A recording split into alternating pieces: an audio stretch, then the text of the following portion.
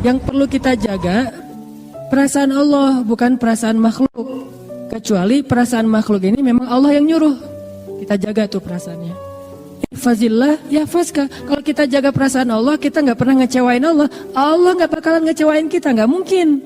Jadi kalau kita sering kecewa, ini karena kita sering ngecewain Allah juga nih.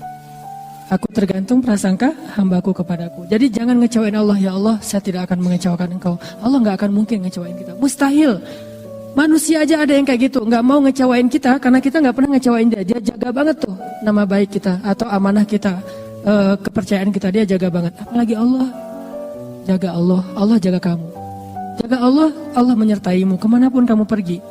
Kalau ada manusia pengen menjatuhkan kamu, kamu gak akan jatuh kecuali dengan izin Allah.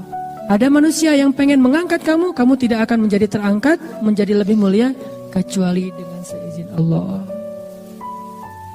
Jadi kalau kita kadang-kadang ada cemburu, dan itu manusiawi, sifat dasar kita. Cemburu ngelihat ada orang lain yang mungkin kayak lebih diapresiasi dari kita. Nah, caranya jangan menghalangi dia, jangan ngejelek-jelekin dia, malah makin jelek kitanya.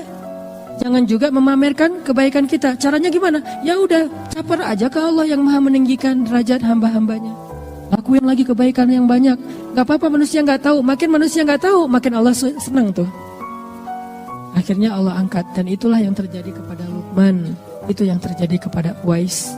Itu yang terjadi kepada hamba-hamba yang tidak dikenal namanya. Jadi pelajaran pertama dari Luqman, belajar ikhlas. Orang ikhlas tuh gak akan rugi. Kalau kita berpikir, oh gara-gara saya ikhlas gak ada yang tahu, saya jadi kayak gini nih. Enggak. Karena Allah maha tahu. Kecuali kita berdagangnya bukan dengan Allah, transaksinya dengan manusia. Tapi bukan berarti ketika seseorang mensyiarkan satu kebaikan itu dia gak ikhlas ya. Ini bukan untuk menjudge orang lain. Lagi-lagi taklim saya selalu ada catatan, kita belajar untuk memperbaiki diri, bukan belajar untuk memperbaiki orang lain. Sehingga ketika kita mendapatkan satu ilmu, jangan pakai untuk jadi kaca pembesar, pakai untuk jadi cermin. Jangan pernah mengambil ilmu dari satu taklim untuk jadi kaca pembesar, melihat kekurangan orang lain. Tapi jadikan itu cermin untuk melihat kekurangan diri kita. Kalau ada orang lain yang mentampakkan satu amal solih, kita husnuzon. Oh, berarti niat dia pengen syiar. Sehingga dengan syiar ada yang niru, akhirnya dia dapat pahala dari orang yang meniru, kan gitu kan ya. Tapi kalau kita, tinggal kita yang paling tahu isi hati kita. Kalau riya, kita istighfar. Kalau syiar, kita lanjutkan. Kita hanya perlu mengintrospeksi diri. Ini riya apa syiar ya? Ini karena Allah atau karena manusia? Kita lebih tahu. Tapi kalau orang lain, iltamis li akhika alfa udhrin. Carilah untuk saudaramu 1000 alasan yang baik. Oh mungkin. Kayak misalnya terakhir dalam 2 tahun terakhir, walaupun bukan cuma satu orang, ini salah satunya nih, Muzammil mensyiarkan tilawah Al-Quran, diposting di Instagram. Tilawah Al-Quran itu santai, bisa tilawah sambil main, sambil ngapain, sambil termasuk lagi sholat gitu ya, dengan pakaian yang biasa aja. Terus anak ITB syiar nih, akhirnya alhamdulillah banyak juga anak-anak SMA lagi istirahat di sekolahnya, baca Quran, posting juga. Sampai terakhir ada siapa tuh yang gimbal ya, baca Quran gimbal, anaknya kayak reggae banget lah, anak reggae tapi tilawahnya keren gitu kan ya. Ini berkembang terus nih trennya. Berarti kalau niat Muzammil dulu adalah syiar, man sanna sunnatan hasanah, siapa yang mencontohkan suatu contoh yang baik, maka dia dapat pahala dari orang yang mencontohinya tanpa mengurangi pahala mereka.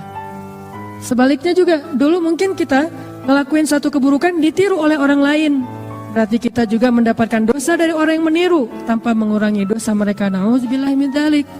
Jadi nggak menjudge orang lain. Cuman untuk diri kita harus hati-hati. Kadang-kadang awalnya sih syiar, tapi lama-lama syiar plus riya. Kayak mau ngaji pas ngaji di rumah biasa-biasa aja, pas ngaji di halte dibagus-bagusin. Kenapa? Biar jadi syiar kan. Mudah-mudahan gara-gara saya ngaji di halte keluarin Quran, padahal nggak pakai Quran juga, pakai HP juga bisa kan. Tapi kalau HP kan nggak ketahuan lagi ngaji, bisa aja lagi chat gitu. Sengaja dia HP ada sih aplikasi mushaf, tapi dia keluarin Quran ngaji gitu. Niat awalnya syiar, biar ditiru sama yang lain. Ternyata orang-orang pada ngelihat ke arah dia, dibagus-bagusin bacaannya. Alhamdulillah nih, pas udah ditiru, rame orang yang kayak gitu. Halte-halte mulai banyak yang ngaji, dia ngomong dalam hatinya, ini gua yang pertama ngelakuin. Tuh kan? Ini nih, ujiannya di situ. Bukan gara-gara itu kita jadi nggak bersyiar. Itu godaan setan juga tuh. Lo nggak usah beramal soleh daripada ria. Itu setan gitu juga tuh. Lo mending kalau ngaji biasa-biasa aja deh daripada ntar dibilang suaranya bagus. Oh iya ya udah. Bismillahirrahmanirrahim. Alhamdulillahirabbil alamin. Ustaz, kenapa ngajinya gitu? Takut ria. Nggak gitu-gitu amat sih. Itu juga jebakan setan. Nah, udah ngajinya biasa-biasa aja. Ada yang ngajinya bagus. Kayak dia doang yang bisa ngaji bagus. Gue sebetulnya bisa, tapi gue mah ikhlas. Ria juga kan ya. Sama aja sebetulnya. Makanya islahul qulub, tazkiyatun nufus, perbaiki hati kita. Mungkin pembahasan tentang Luqman ini akan kita coba bahas dalam beberapa pertemuan ke depan.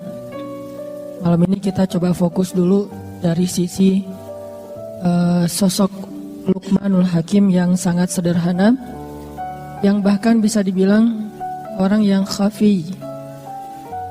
Jadi di antara hamba yang Allah sayang banget, spesial banget di sisi Allah itu taqi, khafi, terus apa lagi gitu. Salah satunya khafi. Khafi itu artinya dia itu nggak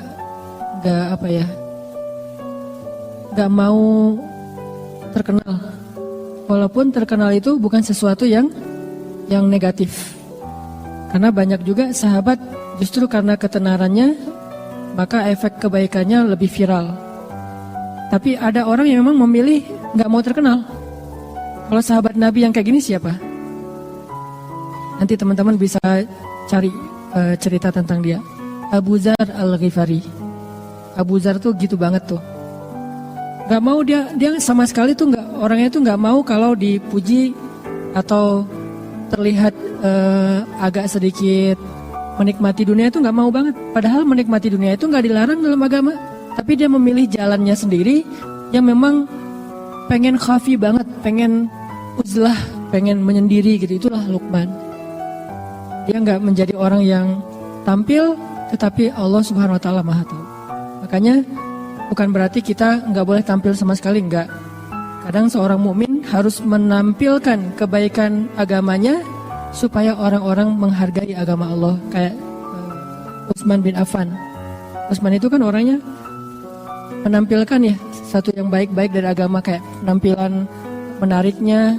Dia pakai jubah yang khas gitu milik Utsman. Gak mungkin ketukar sama yang lain karena gak standar jubahnya. Sendalnya tuh pasti bukan sendal jepit, pasti sendalnya itu sibetiyah, bukan na'al. Kalau na'al semua sahabat pakai na'al, tapi kalau yang sibetiyah cuma beberapa orang yang pakai sendal dengan merek sibetiyah. Nah itu salah satunya Utsman. Sehingga kalau Utsman jalan, orang-orang pada ngelihat, wah penampilan Utsman. Terus pas Utsman ketemu Nabi memperlakukan Utsman beda sama sahabat yang lainnya. Ketemu sahabat lain Nabi biasa-biasa aja, bajunya nggak terlalu rapi, nggak apa-apa. Tapi giliran yang datang Utsman, Nabi rapi-rapi langsung, udah rapi baru Utsman boleh masuk. Jadi boleh terkenal, boleh tampil, boleh syiar, tapi kita lagi bukan belajar tentang bab itu. Kita lagi belajar bab kadang memang ada kondisi yang kita harus menahan diri walaupun nggak diketahui orang. Ada kondisi di mana kita lagi belajar ikhlas, bukan belajar syiar. Syiar itu gampang. Malah kalau kita udah terlatih dengan ikhlas, kita syiar itu lebih keren lagi. Tapi kalau belum terlatih dengan ikhlas, syiar itu bisa jadi jebakan buat diri kita sendiri. Makanya ngomongin syiar itu gampang, semua orang bisa ngelakuin. Tapi ikhlas dalam syiar ini susah banget nih, luar biasa. Kadang-kadang kan keikhlasan kita itu bukan di awal rusaknya, tapi di tengah atau di akhir. Di awal kita tuh udah ikhlas banget. Di tengah ada masalah sama teman-teman kita, mulai kecewa. Tahu gini saya nggak akan ikut, tahu gini saya nggak akan bantu, tahu gini, kan mulai terganggu nih keikhlasan kita di tengah. Atau kadang-kadang nggak di tengah, di akhir. Pas udah beres, udah selesai semuanya, udah sukses acaranya, ternyata ada teman-teman yang mungkin qadarullah dengan takdir Allah dia muncul di media. Mungkin dia dipuji-puji sama teman-teman yang lain. Tiba-tiba dia dapat jabatan jadikan sebagai calon ketua organisasi. Nah kita yang habis-habisan nggak ada yang menghargai. Di situ mulai jadi godaan buat kita riya. Kalian tahu nggak acara ini siapa di baliknya? Mulai kepancing. Atau ada yang ngecewain kita nih. Kita udah ngelakuin satu kebaikan, ikhlas banget nih awalnya. Saya bantu dia karena Allah di awal. Di tengah, gak apa-apa. Ternyata yang kita bantu itu gak selesai urusannya. Kita tambahin bantuannya, gak apa-apa karena Allah. Di tengah masih ikhlas. Di akhir masih ikhlas. Alhamdulillah dia udah sukses sekarang. Kita ikhlas, gak mau nyebut-nyebut kepada siapapun. Tapi setelah beberapa tahun, kita suatu saat butuh dia. Pas kita butuh dia gak mau bantu kita. Padahal dia bisa membantu kita waktu itu. Mulailah keikhlasan kita terganggu. Mulai kepancing nih. Kayaknya dia lupa ya. Siapa dulu yang membantu dia awal-awal ketika baru merantau, ketika dia masih kuliah. Semuanya saya biayai, keluar satu-satu. Semua yang disebutin itu gugur pahalanya di sisi Allah. Jadi keikhlasannya nggak keganggu di awal, nggak di tengah, nggak di akhir. Tapi sometime, suatu saat nanti entah kapan-kapan gitu. Bisa aja setelah bertahun-tahun baru keganggu keikhlasannya. Habislah pahala yang selama ini udah kecatat di tabungan amal kita, hilang lagi tiba-tiba. Dihack sama riya. Ini yang terjadi. Luqmanul Hakim istimewanya di bab itu teman-teman. Dia nggak istimewa di bagian ilmu yang banyak, enggak. Dia nggak istimewa dari fisiknya yang kuat. Malah dia orangnya pendek, kulit hitam dari Ethiopia. Kampungnya Bilal bin Rabah.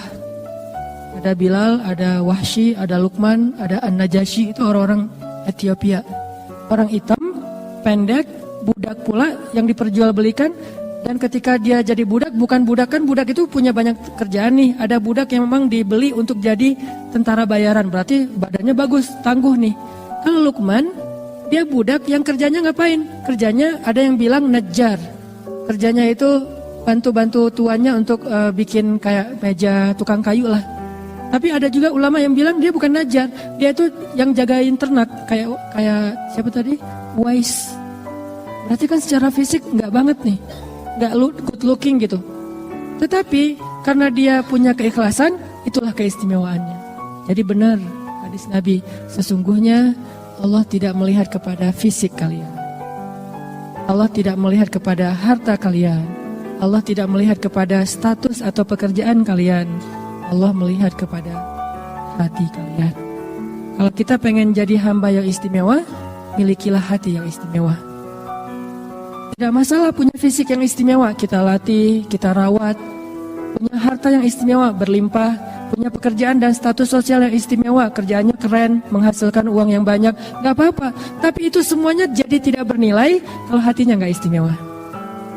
Sebaliknya, fisiknya biasa-biasa aja, hartanya malah kurang, apalagi malah bukan pas-pasan, malah kurang. Terus status sosialnya cuma budak, kalau hatinya istimewa, Allah angkat tuh. Jadi yang kita coba pelajari, gimana punya hati yang istimewa. Hati yang istimewa itu kalau beramal ikhlas, kalau ke manusia itu pemaaf, kalau ke manusia itu rahmah, kasihan, gampang kasihan sama orang lain. Kasihan ya. Kalau orang sering kayak gitu tuh, hatinya mulai istimewa. Jangan bilang, lu kok lemah banget sih, gampang kasihan, gampang maafin, jadi orang gak punya prinsip. Enggak, dia orang yang istimewa justru. Yang susah maafin itu yang sebetulnya yang gak istimewa. Kalau dibilang, lo gampangan banget sih jadi orang, lo kok lemah banget sih jadi orang, mau aja digitu-gituin sama teman lo. Enggak, justru dia itu istimewa, punya hati yang spesial. Gampang kasihan sama orang lain, gampang gak tegaan, pengen ngasih ke orang lain itu lebih dari haknya. Wafa. Milikilah hati yang istimewa. Toh di zaman Nabi juga ada sahabat yang kayak gitu banget tuh. Yang saya sering mention tentang beliau. Sahabat yang ibadahnya biasa-biasa aja. Cuma standar lah salat wajib, gak ada yang sunnah yang istimewa. Terus sedekahnya biasa-biasa aja. Cuman bahkan gak bisa berzakat karena bukan orang kaya. Jihad biasa-biasa aja, bukan mujahid yang keren kayak Khalid bin Walid. Terus keistimewaannya apa? Sampai Nabi bilang dia itu ahli surga. Kenapa? Karena dia hatinya bersih.